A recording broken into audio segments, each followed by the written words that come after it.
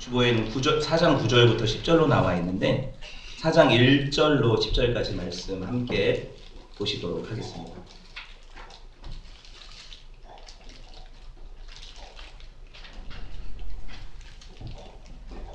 창세기 4장 1절부터 10절까지 말씀 저랑 한 절씩 교독하도록 하겠습니다.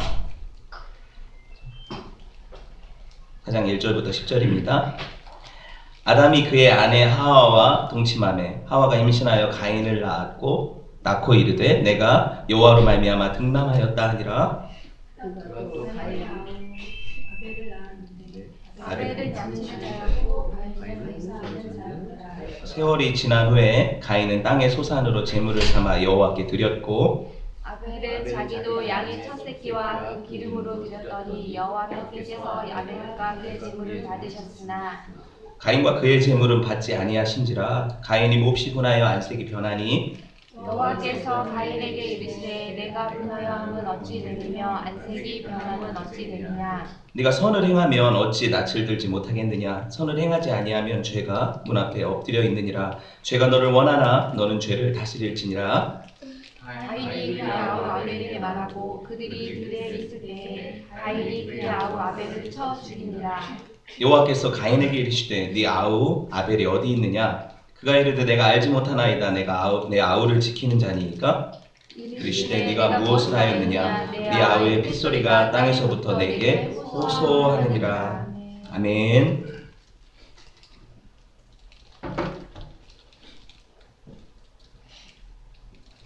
오늘 주신 말씀 가지고 생명으로 드린 예배라는 제목으로 함께 말씀을 나누도록 하겠습니다. 생명으로 드린 예배입니다.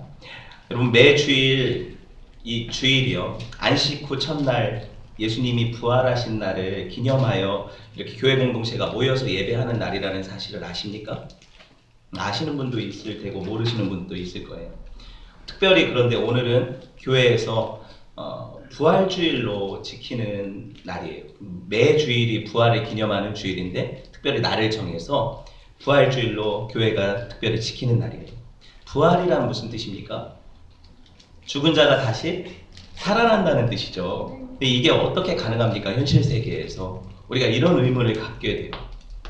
이게 가능하려면 누군가가 죽었다가 다시 살아난 그런 증거가 있어야 되죠. 누군가 죽음을 정복하고 다시 살아나야만 가능한 일이 부활이라는 사실이에요. 성경의 표현대로라면 죽을 것이 생명에 삼킨 바 되었다. 이런 역사가 일어나야만 부활이라는 것이 참된 의미에서 가능하다는 거예요. 여러분 오늘 말씀 창세기 말씀인데 약간 부활에 대한 연결점을 가지고 말씀을 전하려고 해요. 고린도전서 15장 한번 펴보실래요? 고린도전서 15장을 흔히 부활장이라고 해요. 고린도전서 15장 13절부터 14절까지 말씀 눈으로 따라 읽어보세요. 제가 읽어드릴게요. 만일 죽은 자의 부활이 없으면 그리스도도 다시 살아나지 못하셨으리라. 그리스도께서 만일 다시 살아나지 못하셨으면 우리가 전파하는 것도 헛것이요 또 너희 믿음도 헛것이며. 그리고 이어지는 19절을 봅시다. 19절. 만일 그리스도 안에서 우리의 바라는 것이 다만 이 세상의 3분이라면 모든 사람 중에 우리가 더욱 뭐래요? 불쌍한 자다. 불쌍한 자니라 이렇게 얘기를 하는 거예요. 저는 목사잖아요. 이 말을 100% 공감하는 사람 중에 하나예요. 부활이 없다면 제가 하는 이 모든 일이 뻘짓거리 아닙니까? 예, 제가 예배를 인도하고 사람들에게 전도를 하고 말씀을 증거해요. 부활이 없다면 우리가 주일마다 모여서 예배하는 이 행동은 얼마나 코미디가 되겠습니까? 제가 솔직하게 얘기를 하는 거예요. 여러분 뭐 달라요? 근데 저는 저보다 더 억울할 사람, 이 부활이 사실이 아니라면 더 억울할 사람 참 많이 알고 있어요. 그 중에 하나 오늘 소개시켜 드리려고 해요. 특별히 부활이 없다면 실제로 제일 억울해할 사람이 누굴까? 말씀 가운데 저는 아벨이라는 사람 하나를 찾았어요. 한번 생각을 해봅시다. 아벨이라는 이름 뜻은 허무하다는 뜻이에요. 비었다, 허무하다라는 뜻이에요. 어느 부모가 자식을 낳고 야 참 허무하다 이런 이름을 지었을까요? 아벨의 이름은 자기 삶을 반영해요. 한번 생각을 해볼게요. 왜 그 사람이 제일 허무하고 불쌍한 사람일까? 부활이 없다면 깊이 생각해 보려고 해요. 여러분 아담과 하와를 아시죠? 그들이 태초의 인류였어요. 그들이 에덴에서 범죄함으로 쫓겨났죠. 그렇지만 하나님의 은총이 끊어진 건 아니었어요. 그 증거가 뭐냐면 아담과 하와가 생육하고 번성하라는 그 명령을 여전히 수행을 해서 누구를 낳아요? 자녀 아들 둘을 낳아요. 그게 누구예요? 가인하고 아벨이 되죠. 여러분 하나님께서 그들의 부부관계를 회복시키셨어요. 서로 막 너 때문에 먹었다 너 때문에 먹었다 이랬던 이 부부관계를 회복시키셔서 자녀를 주셨고 그들이 어떤 기대를 가지고 자녀를 낳았을까요? 하나님께서 내 자녀를 통해서 여자의 후손을 보내셔서 뱀의 머리를 상하게 하시고 구원하실 거라는 이 구원의 소망을 바라며 믿음으로 낳은 자식이 바로 가인 그리고 아벨이에요. 여러분 근데 이 등남의 기쁜 소식, 특별히 아들을 낳았을 때 얼마나 기뻤으면 우리가 아들을 낳았다 이게 이름이거든요. 가인 뜻이거든요. 하나님이 주셔서 아들을 낳았다 이 뜻이에요. 그런데 그 이름이 그 기쁨이 어떻게 바뀌어요? 나중에 훗날에 그들이 장성하자마자 슬픔으로 바뀌어요. 부모에게는 이 씻을 수 없는 슬픔으로 못 박히게 돼요. 여러분 창조 이후에 인류 최초의 죽음이 자연사입니까? 아니에요. 살인으로 인한 타살이에요. 창조 이후에 최초의 죽음은 사람의 죽음은 타살이라는 거예요. 그것도 그냥 죽음이 아니라 남을 죽인 게 아니라 어떻게 해요? 가정 안에서 형이 동생을 죽인 폐륜적인 사건이 바로 창조 이후 첫 죽음이라는 거예요. 끔찍하지 않습니까? 에덴을 떠난 이후에 인류는 급속도로 타락을 하게 돼요. 가인 이후에 계속해서 타락을 하게 돼요. 여러분 더 놀라운 사실은 이 범죄가 일어난 배경에 있어요. 이 범죄가 언제 무슨 때 무엇 때문에 일어났습니까? 예배가 그 범죄의 배경이었다는 사실이죠. 이걸 살펴보자는 거예요. 가장 경건하고 거룩해야 할 이 예배, 이 제단을 사이에 두고 가장 끔찍한 범죄가 일어났어요. 여러분 예수님께서 말씀하신 마지막 의인의 사례, 제단에서 일어났다는 사실을 아십니까? 마태복음 23장 35절에 보면 마태복음 23장 35절에 보면 제가 읽어드릴게요. 그러므로 의인 아벨의 피로부터 첫 죽음이죠. 그렇죠?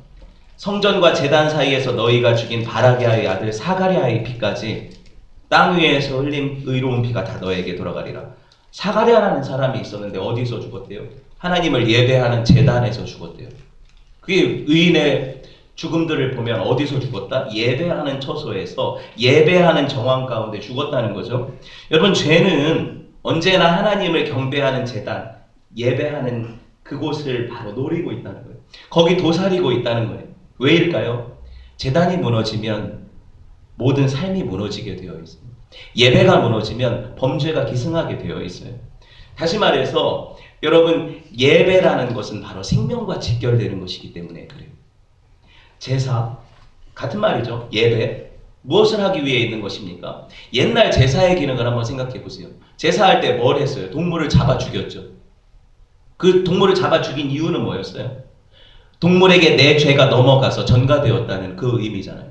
그래서 내가 죽어야 되는데 이 동물이 죽었다는 의미가 제사의 의미였어요. 그렇죠? 그러니 동물을 죽인다는 이 제사의 의미는 뭡니까? 죽음을 인해서 뭐가 사라진다? 죄가 사라진다는 의미예요. 그러니까 예배의 첫 번째 의미 중에 하나는 뭐냐면 죄를 해결하는 기능이라는 거죠. 이해되셨죠? 여러분 여기 와서 예배할 때 회개를 하잖아요. 하나님께서 죄를 씻어주시죠. 그리스도의 보혈로. 그 기능이 예배의 기능 가운데 있다는 거예요.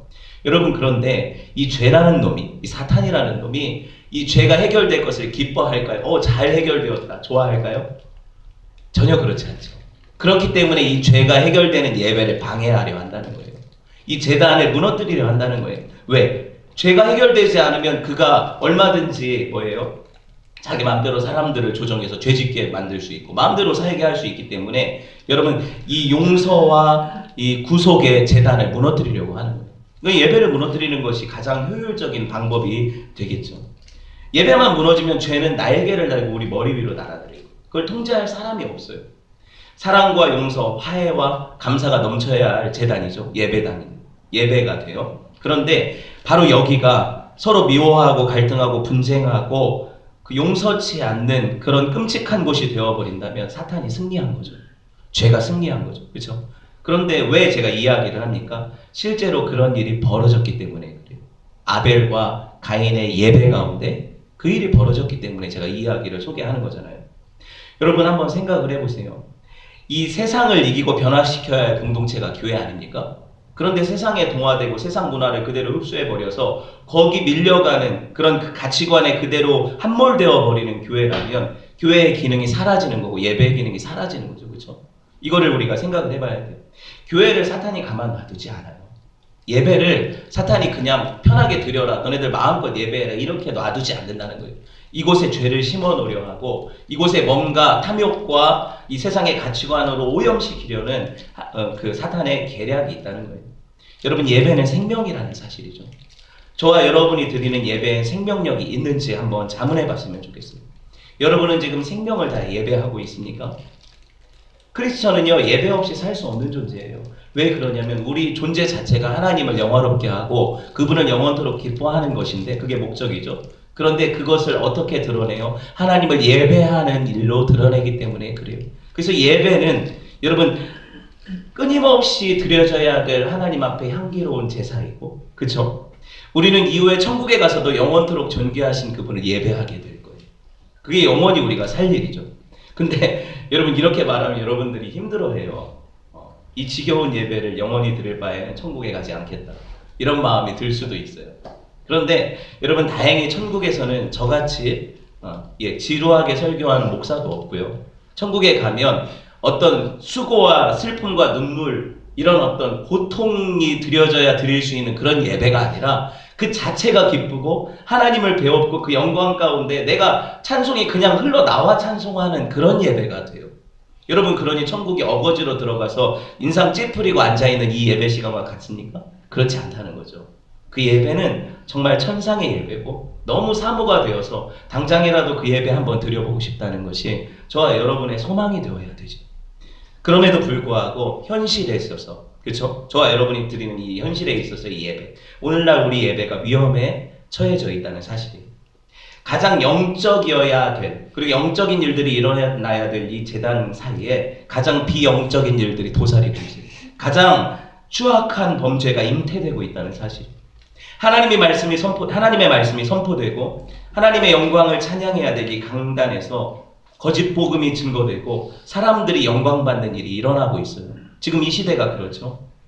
우리는 이 거룩한 제단 앞에서 예배하면서 여전히 마음 가운데 형제를 미워하고 살해하고 있다는 사실이죠. 여러분 보세요. 요한일서 3장 15절에 보면 이렇게 말씀하고 있어요. 그 형제를 미워하는 자마다 살인하는 자니 살인하는 자마다 영생이 그 속에 거하지 아니하는 것을 너희가 아는 바라. 형제를 미워하는 자마다 어떤 사람이래요? 살인자라고 얘기를 하고 있죠. 이미 가인은요, 아벨을 그 마음 가운데 미워하고 하나님이 어떻게 네 제사만 받아주셨을까 하면서 이 시기하고 질투하기 시작한 이 순간부터 뭐가 시작된 거예요? 살인이 시작된 거예요. 그게 바로 살인이 시작된 거예요. 가인의 때부터 이 제단 사이에서 흘린 모든 무죄한 피들이 하나님 앞에 호소하는 것이 뭡니까? 이 예배하는 장소에서 이 살인이 일어나고 있다는 것이죠. 여러분 보세요. 하나님이 오늘 가인에게 뭐라고 말씀하세요? 네가 무엇을 하였느냐? 네 아우의 피가 땅에서부터 내게 호소하느니라. 사람들은 이렇게 생각해요.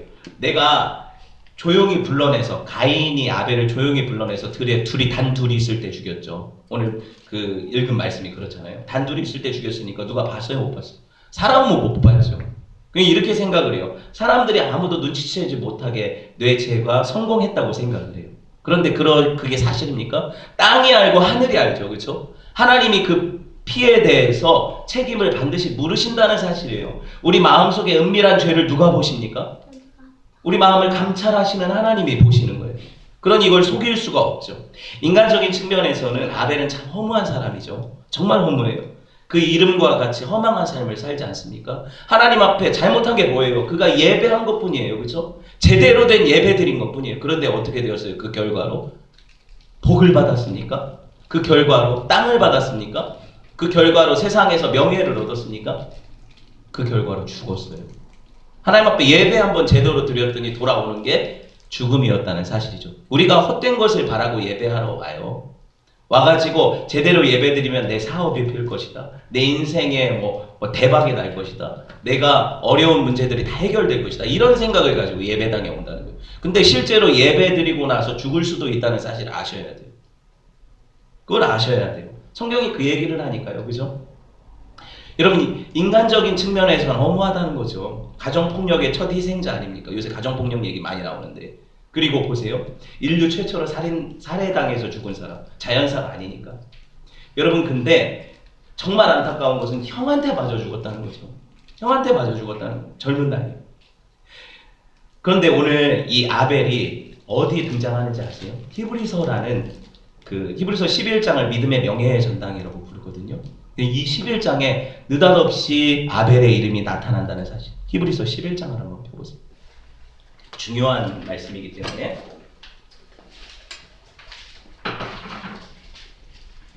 히브리서 11장 4절이요.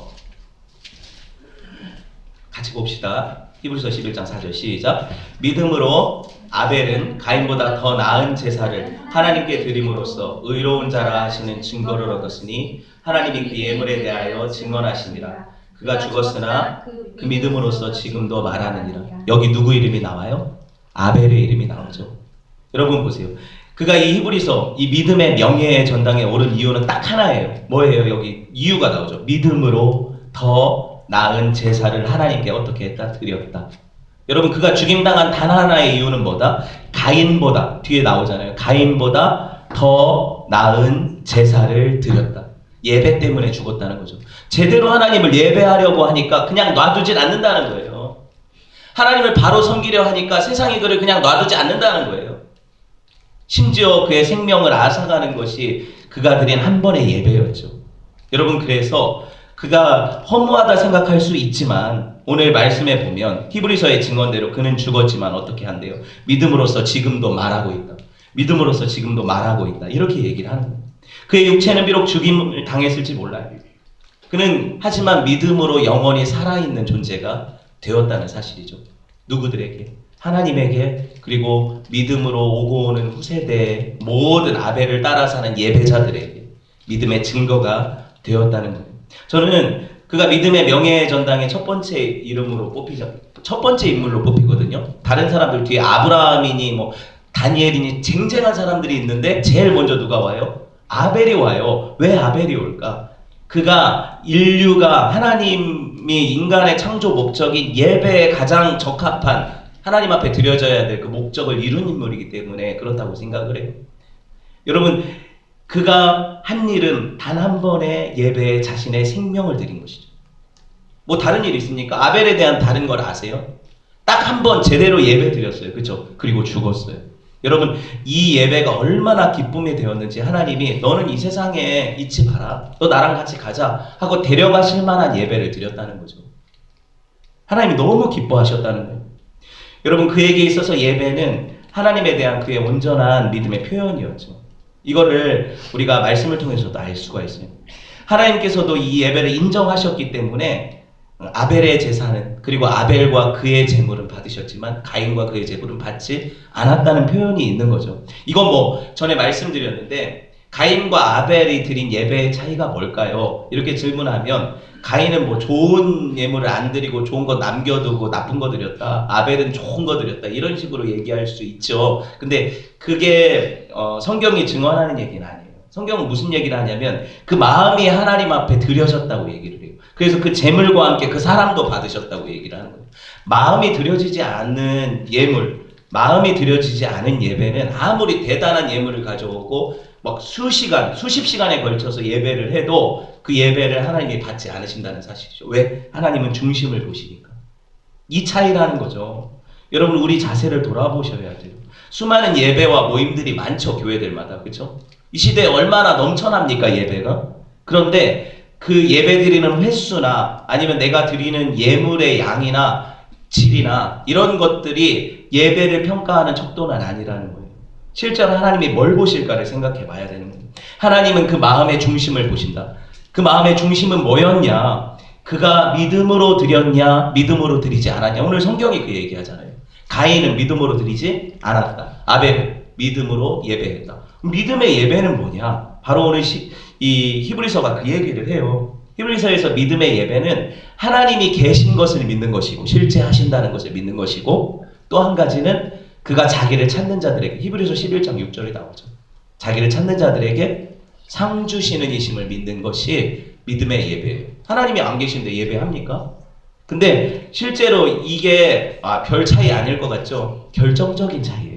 이 믿음으로 드리는 예배는 받아들여지지만 이 믿음이 없이 드리는 예배는 어떻게 된다? 거부가 된다는 얘기니까 결정적인 차이잖아요. 그죠? 여러분, 믿음의 예배를 제가 쉽게 설명을 드릴게요. 물론 새신자들은 또 달라요. 하나님이 앞으로 믿음을 키워주실 것이죠. 그렇지만 여러분, 오래 신앙생활 하면서도 믿음 없이 예배드리는 사람이 분명히 있다는 거예요. 2012년도인가요? 명동성당에서 아베마리아가 울려 퍼졌는데 놀랍게도 그건 수녀나 아니면은 그 천주교 신자들이 부른 것이 아니라 누가 불렀냐면 비구니가 뭔지 알죠? 여자 중이 초청되어 불렀어요. 너무 신기하죠? 제가 이 기사를 그대로 읽어드릴게요. 부처님 오신 날 하루 앞둔 27일 낮 12시 서울 명동성당 대성전 교중 미사 도중에 묵상 시간에 아베마리아가 울려 퍼졌다. 천사 가브리엘이 예수의 탄생을 예고하기 위해 나사렛의 마리아의 집에 들어가 은총이 가득하신 마리아여 기뻐하소서 했던 그 성경 가사에 라틴어 인사말에 이탈리아 작곡가가 곡을 붙인 찬송가다. 노래를 부른 이는 비구니 정율 스님, 자신이 직접 가사를 쓴 찬불과 향심도 그 자리에서 이어졌다.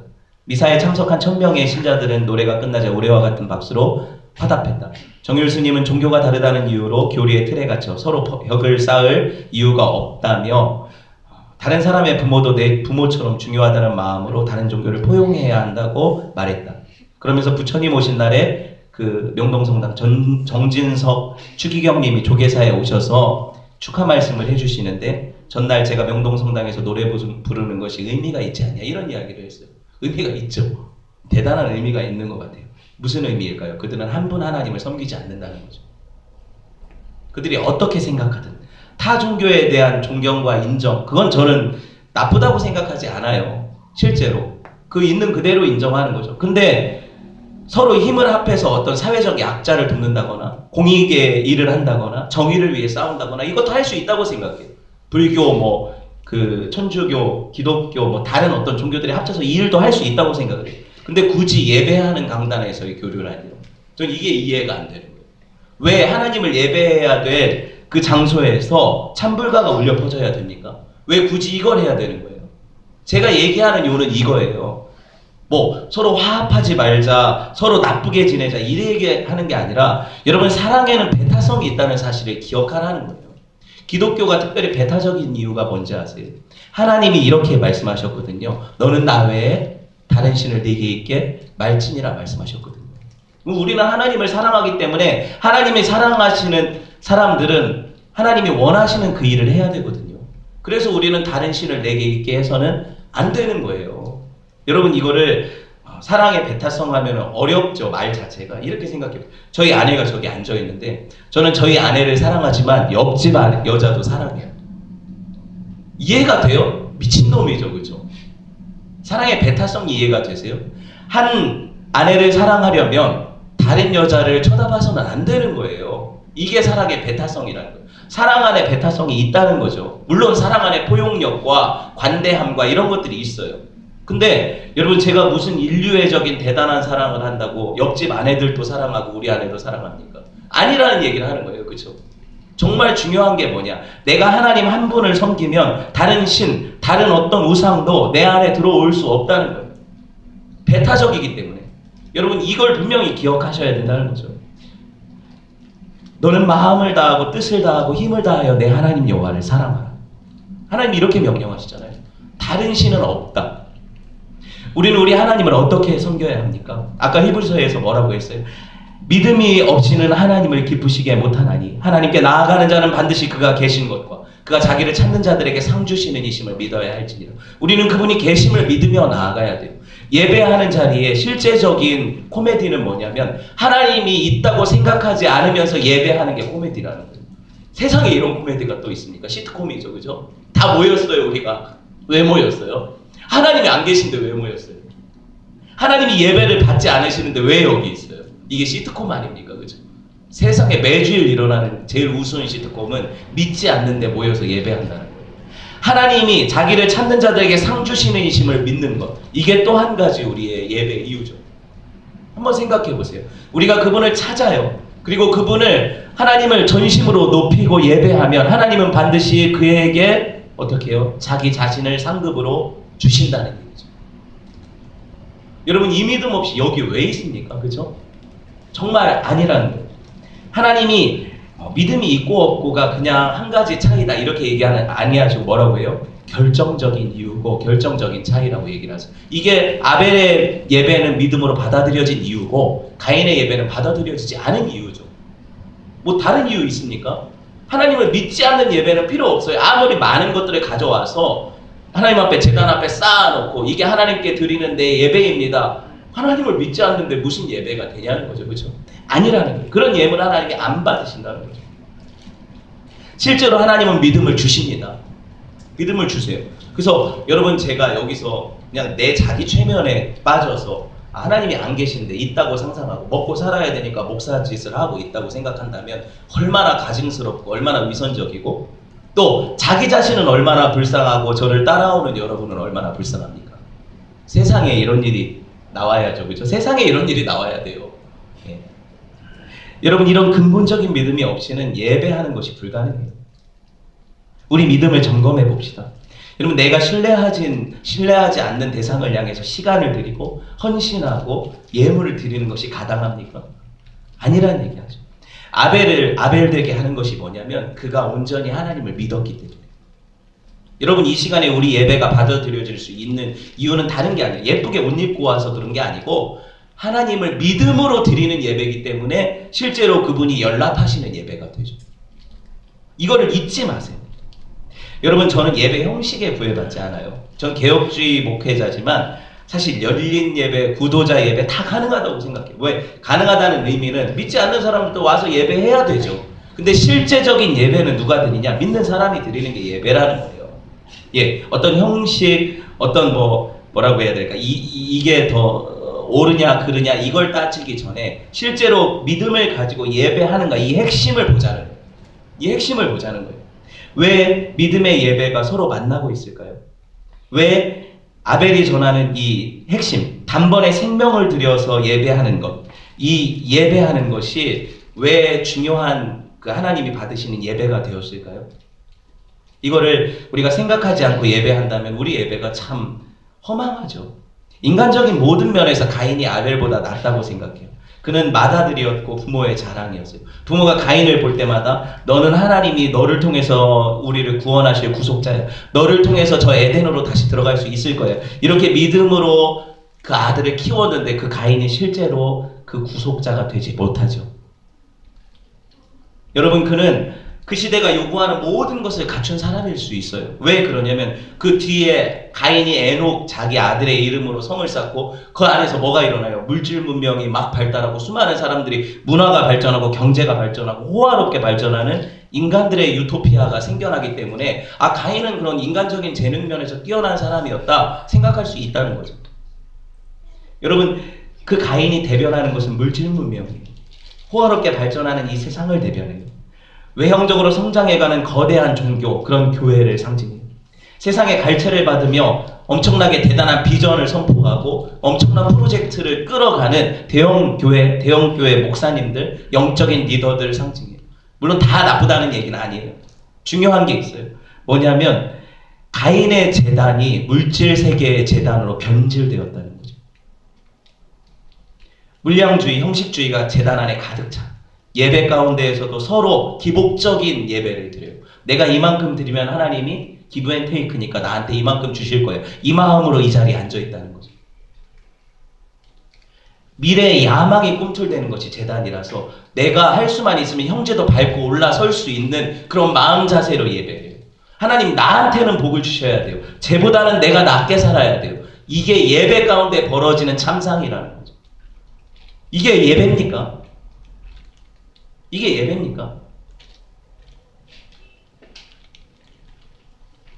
교회가 왜 그 능력을 잃어버렸습니까? 교회에 돈은 넘쳐나요. 교회에 대단한 박사들 넘쳐나요. 교회에 대단한 어떤 그 기업의 총수들이 와요. 정치인들이 와요. 근데 왜 실제적인 예배가 드려지지 않나요? 그들이 예배하는 것은 자기 자신이라는 거예요.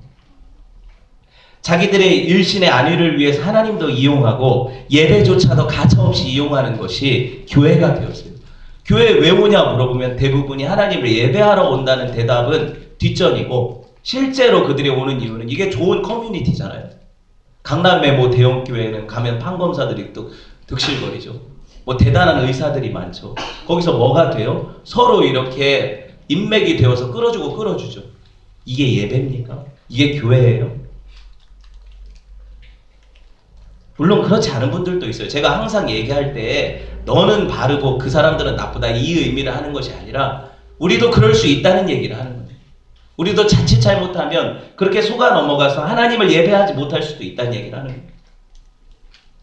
여러분, 철저하게 가인의 예배는 이 땅에 고정되어 있어요. 그 왜 드러납니까? 하나님이 자기 예배를 받지 않고 자기 예물을 받지 않으니까 너무 화가 나죠. 하나님이 내 예배를 감히 안 받으셔? 이게 가인의 모습이었고, 그 화가 난 걸 주체를 못해서 드러난 게 아벨을 살인한 거잖아요. 이 예배자의 자세입니까? 내 예배가 드려지지 않았다면 어떻게 생각해야 돼요? 내가 뭔가 잘못이 되어서, 뭔가 문제가 있어서 하나님이 내 예배를 안 받으시는구나, 자기를 돌아보고 회개해야 되는 게 인간이죠. 근데 어떻게? 저 사람 예배는 받으셔서 저거 죽여버려야지. 이 마음이 어떻게 예배 안에서 싹 트냐는 거죠. 너무 끔찍한 일 아닙니까? 여러분, 그래서 이 가인을 보면 너무 슬픈데 아벨을 보면 소망이 있어요. 반면에 아벨은요, 그들의 어떻게 보면 대단한 예배자들, 대단하다는 세상에 소위 말하는 잘 나가는 예배자들, 그 사람들의 그늘에 가려서 빛을 보지 못하는 어떤 한 미미한 성도일 수 있어요. 떨리는 손으로 어떻게 보면 하나님 앞에 더 드리고 싶은데 내가 버는 물질이 이거밖에 안 되니까 그거를 눈물로 적시면서 하나님 앞에 가져와서 예배하는, 그리고 헌물하는 사람일 수 있어요. 감히 고개도 들지 못하고 떨리는 모습으로 하나님 앞에 저 뒤에 앉아서 가슴 치며 통회하며, 하나님, 내가 예배할 자격도 없는 사람인데, 내가 한 주간 하나님 앞에 똑바로 살지도 못했는데 무슨 염치로 하나님 앞에 나와서 예배합니다, 이렇게 얘기하는 사람일 수 있어요. 아벨의 예배는 지금 당장 하나님 예배하고 내가 굶어 죽더라도 하나님 예배하는 것이 마땅하고 온당하니 내 하나님 앞에 이 예배에 시간을 드리고 내 헌신을 드리고 내가 가진 모든 것을 드립니다, 이렇게 예배하는 사람일 수 있어요. 실제로 아벨은 한 번 예배 드리고 죽었죠. 다른 이유가 없어요. 하지만 그는 믿음으로써 오히려 살아서 말하는 자라고 성경이 이야기를 하고 있죠. 성경은 가인의 손을 들어주는 것이 아니라, 그 대단한 가인의 손을 들어주는 것이 아니라 인간적으로 비교하면 늘 떨어지는 아벨의 손을 들어주고 있다는 사실이죠. 아벨은 세상의 눈으로 보면 실패자 아닙니까? 실패자예요. 그가 한 일이 예배드리고 죽은 것밖에 없는데 뭐 대단한 사람이에요. 그는 세상에서도 잊혀진 존재가 되었을 수 있어요. 가인의 후예들은 대단하게 찬란한 물질 문명 세계를 발달시켜서 성경에 기록되어져 있지만 아벨은 죽어서 거기서부터 창세기에 나오지 않으니까 잊혀진 존재일 수 있다는 얘기를 하는 거예요. 여러분, 하지만 그는 믿음으로서 지금 이 시대에도 여전히 저와 여러분의 가슴 속에 영원히 살아 숨쉬는 예배자예요. 오고 오는 모든 믿음의 성도들과 순교자들의 대변자예요. 실제적인 예배자죠. 여러분, 우리 예배가 가인의 예배와 흡사합니까? 아벨의 예배와 닮았습니까? 생각해 보세요. 우리 공동체 예배를 생각해 보시고 나 자신의 개인의 예배를 한번 생각해 보세요. 정말 나는 하나님을 바라며 예배합니까? 내가 그분의 영광을 사모하며 주님 기다리는 마음으로 예배하고 있습니까? 거룩하고 정결하신 주님 앞에 이 죄인이 감히 설 수 없어 옷깃을 여미고 하나님, 나 같은 사람이 예배할 수 있음에 감사합니다, 이런 기본적인 마음으로 하나님 앞에 나왔습니까?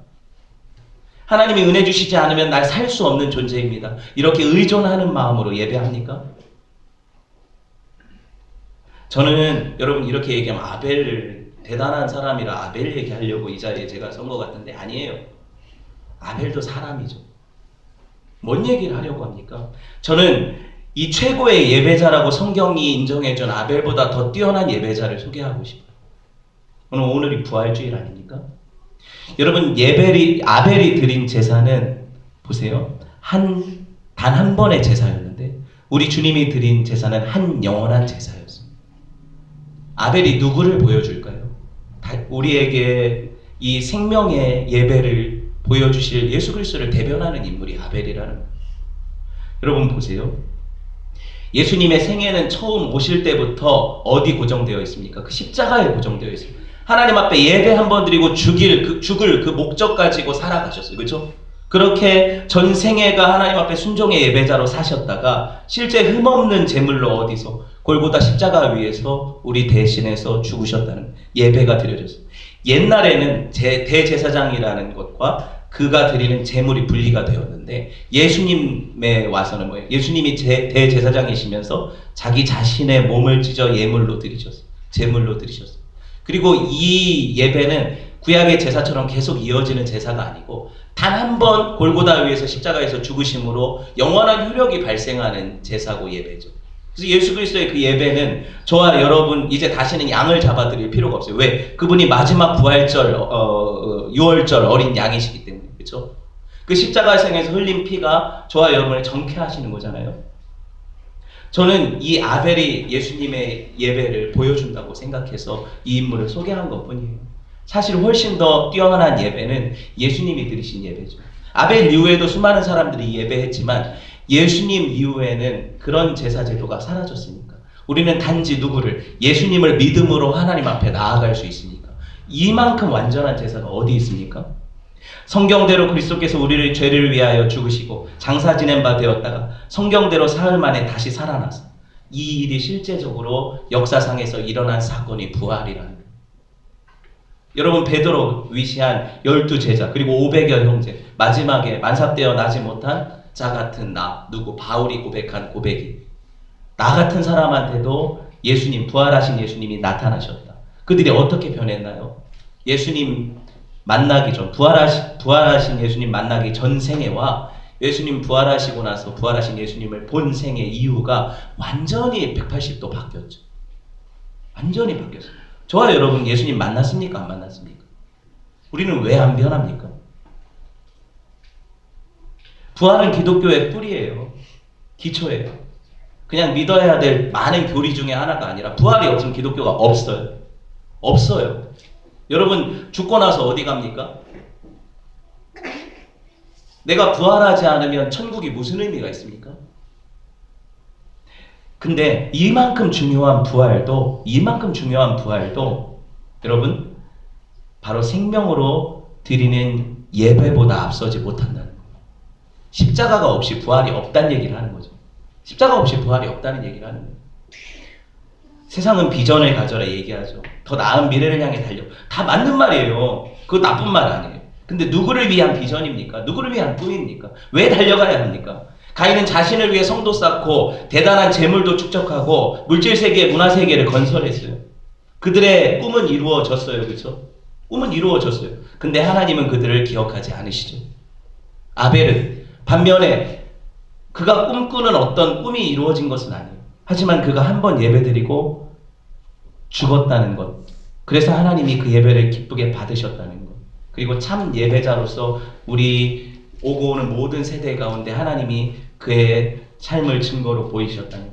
이것이 그에게 있어서 얼마나 축복이고 우리에게 위안이 되는지 몰라요.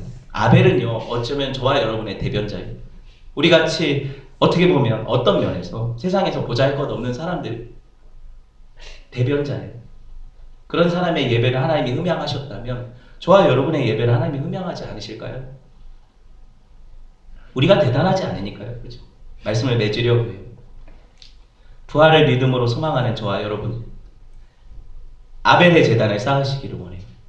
오늘 예배하고 죽어도 여한이 없다는 그런 예배 드리기 원해요. 그 예배는 반드시 삶의 예배로 이어지게 되어 있어요. 예수님을 바라봅시다.